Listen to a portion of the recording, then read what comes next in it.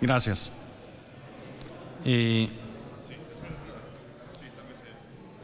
Las preguntas que usted hace, siempre puede acceder a esas respuestas. Es más, una sugerencia adicional. Si usted está dentro de esos procesos de vistas presupuestarias, tanto en la elaboración como en la sustentación, que es más inflexible, y al día siguiente se acordó una pregunta, siempre la puede hacer. Le puede enviar una nota a una ministra que le debe responder. Tiene toda la facultad de hacer eso.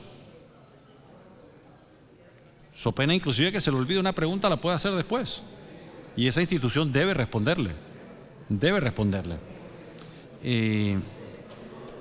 Así que seguramente pasa, porque va a regresar a su... Y usted preguntó tal, no se me olvidó, pero puede hacer la pregunta. Sin ningún problema. Sobre medidas y propuestas en ley, sí, ya presentamos una recientemente que no prosperó en esta augusta Cámara, que iba dirigida a mejorar sustancialmente la recaudación.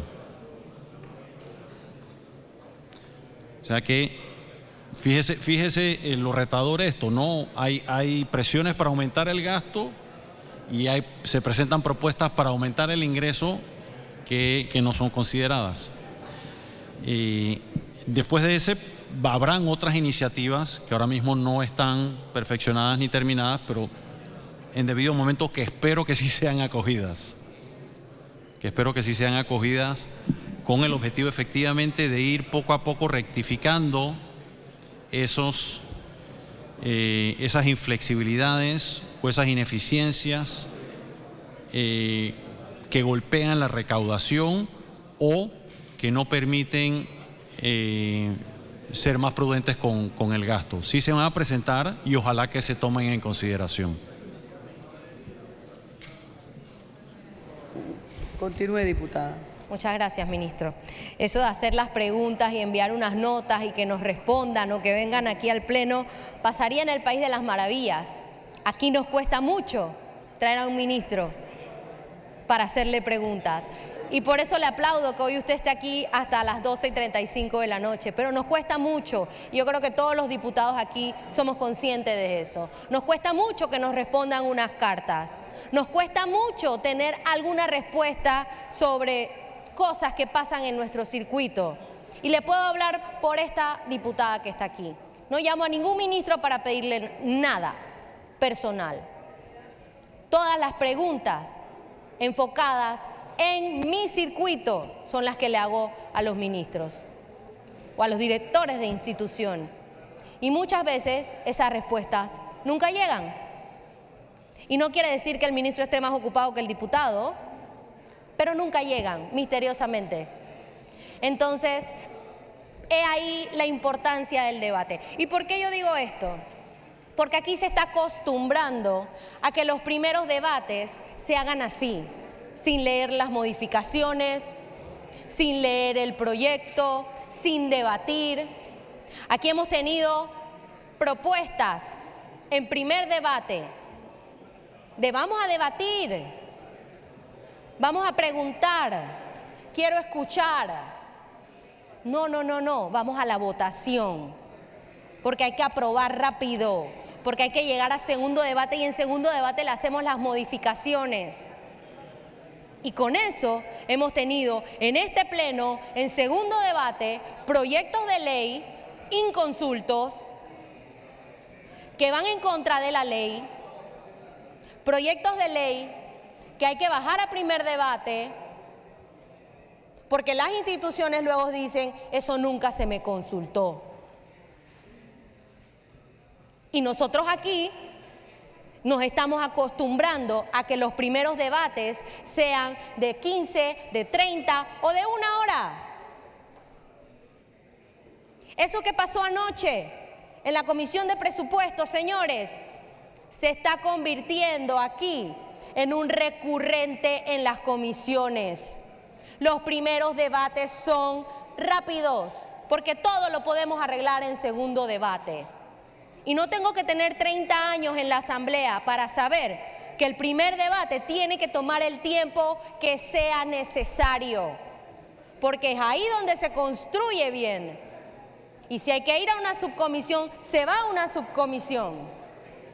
Pero aquí han satanizado las subcomisiones porque en el pasado los diputados aquí no trabajaban y una subcomisión era matar un proyecto. Pero aquí hemos demostrado que las subcomisiones sí tienen resultados. Y es por eso que nosotros hoy levantamos nuestra voz para decirle a todos los diputados que los primeros debates son importantes y que tenemos que darnos el tiempo que sea necesario. Porque aunque usted sea muy pragmático, señor ministro, lo cual me parece fantástico, esta asamblea y este Estado no funcionan así. Ojalá todo aquí fuera así, muy pragmático, muy rápido, pero esto no funciona así. Nosotros terminamos correteando a la gente para que nos den información. Y mientras tanto, tenemos personas allá afuera que están esperando una respuesta. Y yo he escuchado aquí de diputados que tienen proyectos en sus comunidades. Y yo me pregunto, ¿dónde están esos proyectos en este presupuesto metidos? Yo me pregunto. Porque hoy en Colón me dijeron, un representante, oye, ¿tú no tienes proyecto para tal cosa? No, no tengo. Vamos a preguntarle al MINSA. Vamos a preguntarle al Ministerio de Educación. Entonces, es ahí la importancia de ese primer debate. Y de que se cumpla con la ley, es lo único que estamos pidiendo. De que se cumpla con la ley y de cara al país, no a las 12:38 de la noche. Que sí, es cierto, todos estamos muy cansados. Y todavía faltan 23 personas en espera para hablar, 30 minutos cada uno. Y quienes piden segunda vuelta, que de paso pido la mía. Entonces, yo me pregunto si era necesario que esto pasara y todo el país se lo pregunta. Si tenemos hasta el 1 de enero, ¿cuál era el apuro? Sí, aquí se sesiona hasta el 31 de octubre, pero todos tenemos que trabajar hasta el 31 de diciembre y luego el 1 de enero. Y que tienen una aplanadora y que tienen votaciones, lo sabemos. Entonces, ¿cuál es el miedo al debate? ¿Cuál es el miedo a darle el tiempo a las cosas? Y usted no tendría que estar ahí sentado por tantas horas, señor ministro, que es engorroso para usted, lo sé. Ni a su equipo de trabajo, que también está aquí desde muy temprano. Y yo les pregunto, ¿cuál era el apuro? Todos tenemos que venir a trabajar. Y aquí muchos se llenan la boca diciendo, yo puedo, yo sí vengo a trabajar, como el diputado Camacho. Entonces, sigamos el debate, pero no, era mejor darle al país un espectáculo como el que dimos el día de ayer y era mejor tenernos aquí en este mismo espectáculo por tanto tiempo para medir fuerzas. ¿Con quién si ustedes tienen los votos? Y yo le pregunto al señor presidente, ¿cuál era el problema de unas sesiones extraordinarias para debatir este proyecto de ley? ¿Cuál era el problema, señor presidente? Todos estábamos dispuestos a hacerlo. Seguramente el presidente está durmiendo porque él dice que duerme temprano, porque se para muy temprano también. ¿Y mañana a qué hora empieza el debate, señora presidenta? A las 10 de la mañana, 9:30 de la mañana, a las 7 de la mañana, 6 de la mañana, dice la señora presidenta.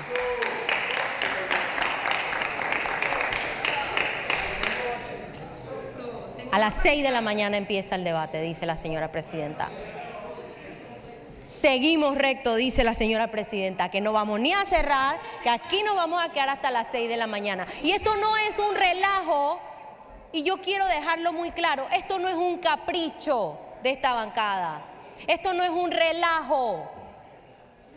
Aquí no estamos felices, aquí todos tenemos familias, tenemos compromisos, tenemos sueños, tenemos hambre. Sí, y no es un relajo. Es necesario que estas cosas pasen para que tomemos acción y que no nos vuelva a ocurrir, ni en presupuesto, ni en ninguna otra comisión. Es necesario que nosotros empecemos a pensar en qué estamos haciendo por el país. Y si el presupuesto es tan importante, y si estamos viendo que el país quiere saber y no queremos cometer los mismos errores del pasado, ¿por qué hacemos lo mismo? Es hacer lo mismo y esperar resultados diferentes. No lo vamos a lograr. ¿Quién hace lo mismo y espera resultados diferentes? Si no hay nada que esconder, si no hay nada que perder, si 20 no son 36.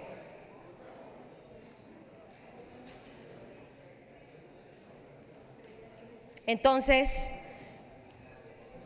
aquí estamos. Y yo le pregunto, diputado Camacho, si 20 no son 36, ¿por qué estamos aquí a las 12:45 de la madrugada? Si pudimos haber terminado las vistas, votar en primer debate. Es más, ustedes muchos estaban a favor de eso. Pero me voy a tomar la frase que dijo el diputado Jorge González. ¿Qué cambió? ¿Cuándo cambió? ¿Y por qué cambió? Yo solamente lo dejo aquí porque ya se me agotó el tiempo. Pero sí es importante que nos hagamos esa reflexión. Y no solamente lo digo con el debate del presupuesto, lo digo con todos los debates. Démosle el tiempo que sea necesario. Y esta bancada, los buenos proyectos los va a aprobar y los va a apoyar. Los va a debatir. Y los proyectos que haya que mejorar también se van a mejorar. Y estamos dispuestos a eso. No hay que hacer lo que quiere Vamos. Hay que hacer lo que quiere el país. Hay que hacer lo que quiere la gente. Pero yo no sé cuándo lo vamos a aprender. Porque lo estamos aprendiendo. Esta nueva asamblea parece que con golpes. Señora presidenta, me anoto para la segunda vuelta. Gracias. Gracias. Para cuestión de orden, el diputado Camacho. Señora presidenta, en cuestión de orden quiero pedir que a través de Secretaría se lea el artículo de la ley que define hasta qué día son las sesiones de la Asamblea en su periodo regular en esta legislatura y quién tiene la facultad de fijar los temas de las sesiones extraordinarias para que la diputada entienda por qué estamos aquí.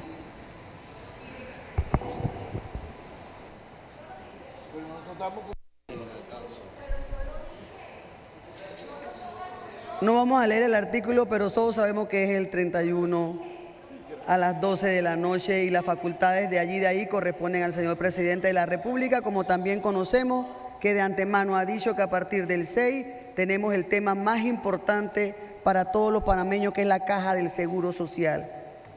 Continúe, diputado Yanín Prado Castaño. Hola, buenos días ya a la presidenta, a todos los diputados que estamos aquí en la Asamblea Nacional, pero sobre todo al ministro que se acaba de retirar un minuto, a los viceministros y a todo su equipo de trabajo que lo acompaña. La verdad que yo me acojo a las palabras de un diputado que mencionaba que nosotros debemos hacer una oposición responsable. Y yo le voy a decir algo, ser responsable en oposición es precisamente haber apoyado esa ley de responsabilidad social fiscal o la ley de moratoria o muchos otros puntuales que pudiéramos mencionar esta madrugada aquí. Pero lo que no considero responsable es precisamente eso, que prácticamente lo que se podría catalogar de un madrugonazo es lo que seguimos haciendo aquí en esta Asamblea Nacional.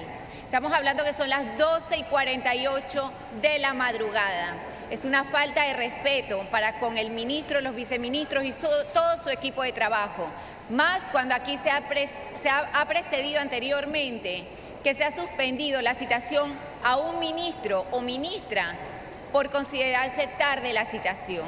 Sin embargo, a ustedes los tienen aquí casi pegando la 1 de la madrugada. Y eso nosotros como diputados se lo agradecemos por esa accesibilidad. Y les voy a decir algo, ese es el constante recurrir de esta asamblea. En la lista que estamos de oradores, para que no digan que nada más es esta bancada, ahí hay personas anotadas que son de otras bancadas, no solo es la bancada Vamos la que está esperando para tener su turno. Sin embargo, la necesidad de continuar con esto a estas horas y nuevamente de espaldas al país hace que después la asamblea siga teniendo la categoría que se le da allá afuera y que no podamos cambiar la imagen hacia lo que queremos todos supuestamente, que es una nueva asamblea. Dicho eso, yo quiero traer a colación lo siguiente, y es que este presupuesto de una u otra manera, y entendemos lo que nos detalló el señor ministro anteriormente, pero la realidad es que a la Asamblea Nacional llegó de la manera incorrecta, porque llegó fuera de tiempo y llegó violando la propia Constitución. Y voy a decirle algo, que tenían razones para hacerlo, sí. Que el gobierno anterior dejó un completo desastre a nivel presupuestario en este país, también. Pero que eso permite que nosotros podamos violar la ley, considero que en todo momento no puede darse. En las primeras presentaciones del presupuesto, el mismo fue devuelto tras un informe de la Secretaría de la Comisión de Presupuestos con señalamientos que fueron atendidos por parte del Ministerio de Economía y Finanzas y devueltos nuevamente a la Asamblea. Más allá de eso, ayer un diputado hacía señalamientos queriendo tergiversar la opinión pública y como jefa de esta bancada, hoy me tomo el trabajo de aclararlos. Y es cuando el diputado señalaba que en algún momento diputados de esta bancada habían firmado un acta. Pues sí, señor, lo que no dijo este diputado en cuestión fue que decía el acta que firmaban y era simplemente recomendar al Ministerio de Economía y Finanzas el cumplimiento de la ley, porque nuevamente volvemos a lo mismo, no se puede apadrinar no cumplir con la ley. No se buscaba en ningún momento y bajo ningún pretexto, por supuesto, ni ningún aumento a la Asamblea Nacional, ni ningún otro tipo de chantaje que se pudiera llevar a cabo quizás por otros. Por esta parte, lo único que pedimos es apegarse estrictamente al cumplimiento de la ley. Aquí va mi primera pregunta, señor ministro. El 18 de septiembre del 2024, usted nos daba la buena noticia para el mundo y para Panamá con el anuncio de la Reserva Federal de Estados Unidos de reducir objetivo de tasa de interés de referencia en 0.5. Con todo lo que está sucediendo en los últimos días, especialmente con lo que ocurrió ayer en la Asamblea Nacional, ¿cuál sería su perspectiva al respecto con la visión de Panamá a lo largo del próximo 2025?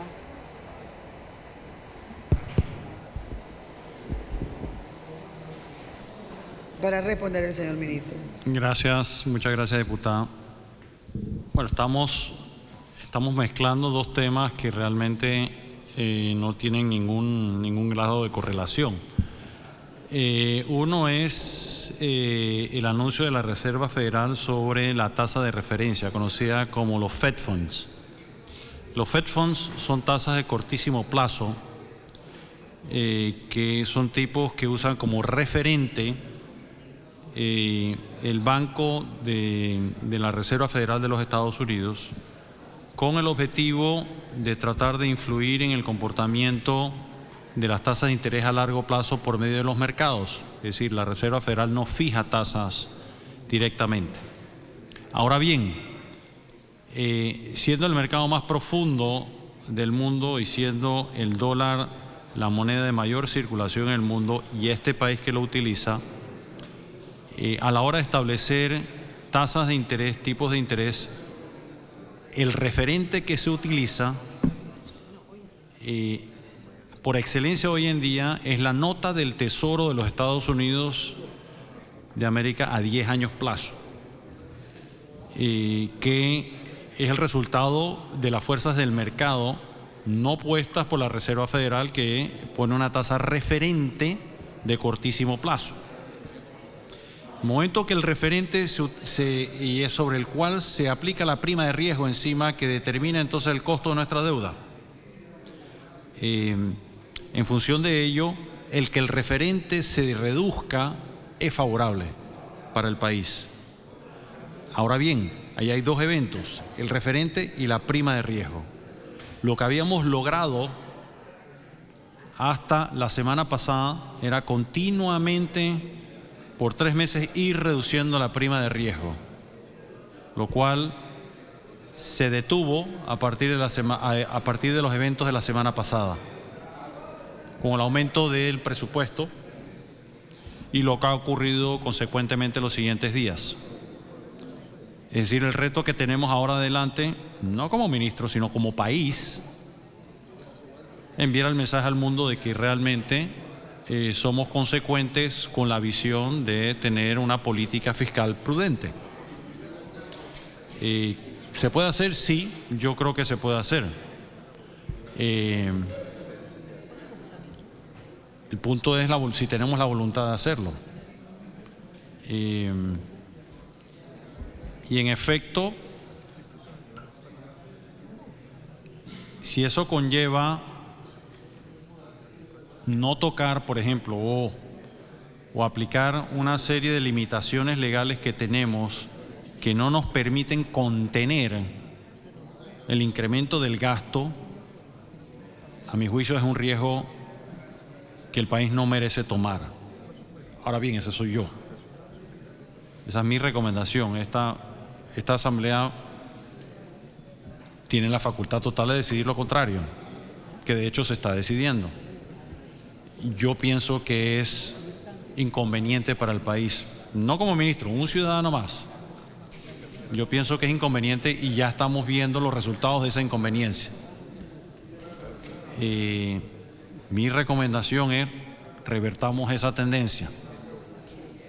Y bueno, aquí yo podría extenderme mucho más, pero en ánimo de ceñirme a lo preguntado, yo me restringiría hasta ahí, diputada.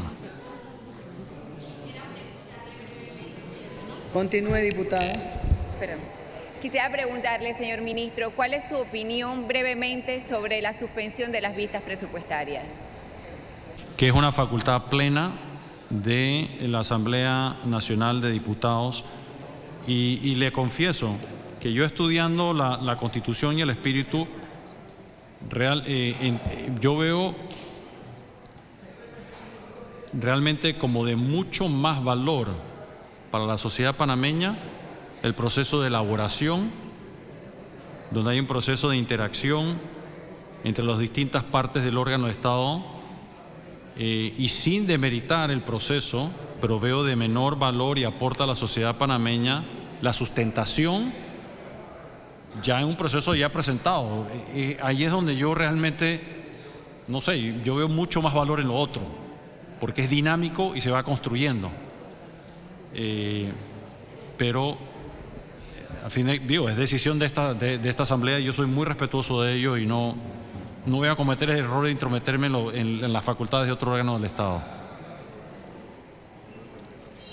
Continúe, diputada.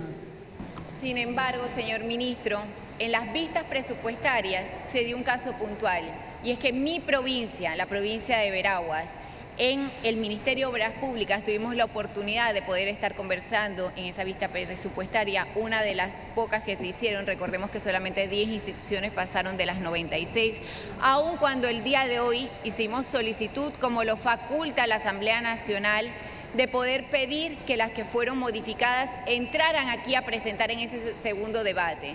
Sin embargo, también se niega ese derecho nuevamente. ¿Qué ocurrió en el Ministerio de Obras Públicas? Le explico brevemente. De todo el presupuesto del Ministerio de Obras Públicas, 670 millones en inversión. A Veraguas nada más le corresponde el 1.93%. Pero eso no es lo peor de todo, señor ministro. Como señalaba mi compañero, el diputado Brea, se va 1 millón en rehabilitación Caledonia-Pixbay, porque también veníamos arrastrando el gobierno anterior la falta de mantenimiento en los nuevos proyectos carreteros, algo que esperamos que este gobierno pueda subsanar. Pero adicional a eso, mantenimiento de la carretera Santiago-David. O sea, la mitad le corresponde al presupuesto de Chiriquí, que también, dicho sea de paso, es mucho más alto que el de la provincia de Veraguas. Lo grave de eso, señor ministro, es que al sol de hoy está en ejecución la carretera Santiago-San Francisco-Santa Fe. Tiene exactamente desde el periodo pasado, el 2014, que quedó parada, ahora se retomó el proyecto carretero. Los moradores de ahí, los transportistas, los productores, todo el mundo vive un calvario diariamente. Existe un comité que se reúne mensualmente. Logramos la reunión con el ministro de Obras Públicas, pero no fue sino en el momento de la vista presupuestaria que el propio ministro se percata que no está en ningún rubro la proyección y la continuación de ese proyecto carretero. Por eso son importantes las vistas presupuestarias, porque como usted dice, quizás cada institución, cada ministerio elabora el presupuesto que envía al MEF, ustedes elaboran el presupuesto del Estado, lo presentan a la Asamblea, pero ese rol fiscalizador que tenemos los diputados, conociendo de primera mano las necesidades en nuestros circuitos, y pudiendo ponerlas de manifiesto en esas vistas presupuestarias, nos permite eso. Y no lo digo yo, que dirán muchos que soy diputada primera vez en el Pleno de la Asamblea y que definitivamente tampoco vengo de un mundo político, pero también los dicen muchos porque es primera vez en 20 años que no se llevan a cabo las vistas presupuestarias. Y yo hago un llamado porque sé que de repente no es propiamente su responsabilidad, pero aquí sí hay que ver que no porque se vea por el Producto Interno Bruto, pero sí se tiene que tener en cuenta que la repartición en este país tiene que empezar a ser más equitativa. No es posible que en la provincia de Veraguas tengamos tan solo 0% Ministerio de Salud, Caja de Seguro Social, 2.6 millones que se van para SONA, Ministerio de Obras Públicas, como señalé, 1.93%. En educación, teniendo un índice de alfabetismo del 10.9%, con tan solo el 10% de la población con estudios universitarios. ¿Cuál es el presupuesto de inversión para la provincia? Prácticamente nada, porque si nosotros sacamos cuánto se está dando en ese porcentaje de inversión versus la cantidad de escuelas que tenemos, prácticamente le tocan $6.000 por escuela en toda la provincia. Y ni qué decir del Ministerio de Vivienda, que también tiene 0%, o el IDAN, 5.4%. Parece mentira que provincias enteras vivan esto continuamente, año tras año, cuando se ven estos presupuestos del Estado. Y hay que hacer un llamado para que definitivamente esa realidad cambie y no se enfoquen solo los presupuestos, principalmente aquí en la capital. Y no tengo nada contra otras provincias, ni muchísimo menos, pero la realidad es que hay inversiones en otras provincias que no se comparan ni con su Producto Interno Bruto, ni con el número de habitantes que puedan tener por provincia. Entonces habría que entender a fondo por qué se están otorgando proyectos millonarios para algunas áreas. Dicho esto, nos deja un sinsabor muy grande el hecho de que, por ejemplo, se solicitó que se cumpliera con la ley del 7% de educación. Sin embargo, vemos que aquí ninguna de las universidades, y no menciono solo una, ninguna pudo venir a sustentar esas vistas presupuestarias. Y así continuamente con cada una de ellas. Ayer tuvimos un evento lamentable en esa comisión de presupuesto por cómo se dieron las cosas. Y a mi criterio fueron innecesarias, porque en ningún momento era nuestra posición votar en contra de este presupuesto de la Nación, si no fuera que se viola nuevamente el debido proceso que establece para la Asamblea Nacional de cumplir con las vistas presupuestarias en todo momento. Pero vemos que reiteradamente esto no continúa. Y muchos diputados aquí también nos dijeron, es que los votos son los votos. Pero yo sí traigo a colación algo muy importante. Tenemos que crear un ambiente de confianza en la ciudadanía y lo de ayer no genera ese ambiente. Y los votos son los votos, se escuchaba decir también cuando fue el proyecto de la mina. Un proyecto que vimos cómo tuvo un desenlace catastrófico a nivel del país, donde no solamente se cerró la mina, no solamente estuvimos en las calles, sino que principalmente hubieron muchas personas que se vieron afectadas por la paralización de los trabajos, principalmente nuestros agricultores, los productores, los transportistas y todos los que vivimos en el interior del país. Pero lamentablemente parece ser una constante.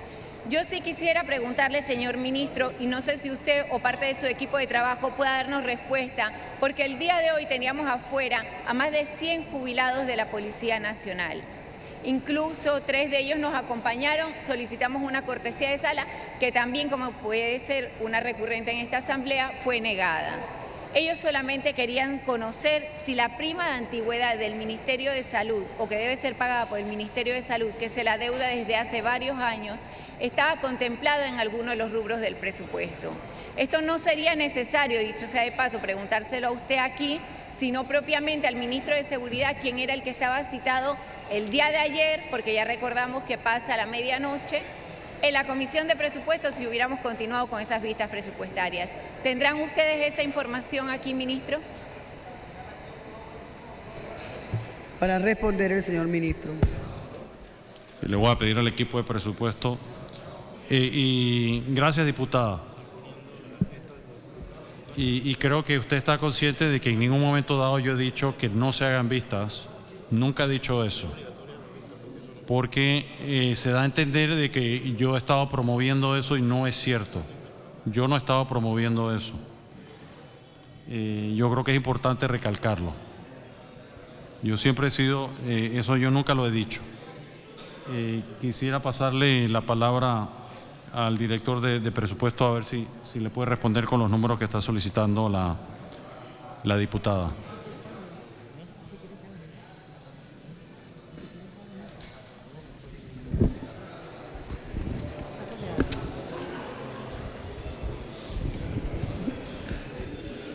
Muy buenas noches, diputada. Sí, para darle respuesta a su consulta, sobre todo quisiera que me dijera específicamente sobre la base de cuáles proyectos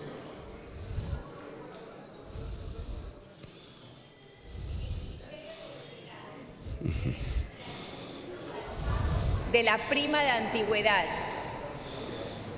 Son policías jubilados a los que se le adeudan varios años y no se le ha hecho frente. Palabras textuales de los propios jubilados, eso está en algún rubro dentro del Ministerio de Seguridad prometido en pago en este próximo presupuesto. Sí, exactamente. En el día de hoy, hace pocas horas, estuvimos conversando con algunos policías que estuvieron presentes aquí en la asamblea y les explicamos la situación en la cual, cómo se establece el pago de la prima de antigüedad, que es por ley. Se establece, se hace una reserva del año anterior donde se consolidan la cantidad de personas que van a estar dentro de ese pago. Posteriormente, existe un listado dentro del Ministerio de Seguridad a los cuales se van identificando cómo se les va a ir pagando su prima de antigüedad. nosotros en el Ministerio de Economía y Finanzas hemos elaborado ciertos traslados de partida para aumentar esa partida, valga la redundancia, que va a ser para lograr ese pago. Para la próxima vigencia, o sea, la vigencia del 25, el Ministerio de Seguridad nos debe indicar si dentro de su partida de funcionamiento cuenta con los recursos totales para el pago del listado que ellos anotan para cumplir con esa ley. En caso tal de que ellos no cuenten con los saldos necesarios, entonces someten a un crédito para lograr entonces pagarle a la mayor cantidad de los jubilados y pensionados que requieren el cobro de dicha prima. Entonces, la metodología es que el Ministerio de Economía y Finanzas hace un análisis en su base de funcionamiento, presupuesto de funcionamiento, para ver si están establecidas todos esos recursos para cumplir con esa prima de antigüedad que es por ley. Continúe, diputada. Gracias. Señor ministro, si nosotros comparamos el presupuesto 2024-2025, vemos una diferencia de aproximadamente 1.8 por debajo del monto 2025 al 2024, un pequeño aumento de un 4.06 en funcionamiento, pero una disminución de aproximadamente un 13% en inversión. Viendo esas dos comparativas de esos dos presupuestos, ¿cómo usted considera que su presupuesto va a traer beneficios muy diferentes a nuestro país del presupuesto anterior, o cuáles son precisamente esas mejoras en este presupuesto que nos van a dar esa garantía a nosotros como panameños? Bueno, con gusto. El presupuesto presentado anteriormente de 26.000 millones, paradójicamente menor, iba a traer más resultados y mejores resultados, que no prosperó, por las razones que hemos discutido acá ya y que el mundo ha reaccionado adversamente. Es importante recalcarlo. Y aquí varios de sus colegas le hicieron mención, inclusive citaron artículos que el análisis no estaba muy bueno, pero estaba enfocado en la dirección correcta, de que ha habido una reacción adversa al aumento del presupuesto de 26 a 30. Ergo, el presupuesto de 26 iba a ser más beneficioso para el país, iba a traer más inversiones, iba a crear más empleo. Y es importante que los ciudadanos sepan esto. Era un presupuesto que iba a crear más empleo y más salarios. Importante recalcar ello. El presupuesto que tenemos hoy en día no es el peor del mundo, el que se ha presentado. Ha podido ser mejor, se escogió no tenerlo. Eso es democracia. ¿Va a traer beneficios? Sí. Yo creo que siempre va a traer empleos e inversiones, no tanto como el otro, que se escogió declinar, modificar. Pero todavía, aún así, sigue siendo un presupuesto comparativamente hablando, y cuando vemos por ejemplo, si vemos todos los presupuestos del siglo XX, si no me falla la memoria, creo que este es el tercer o cuarto presupuesto en este siglo, en 24 años, que es menor que el año inmediatamente anterior, a pesar de haberse tenido que aumentar. O sea que todavía son buenas noticias que se van a traducir todavía preservamos algo de confianza.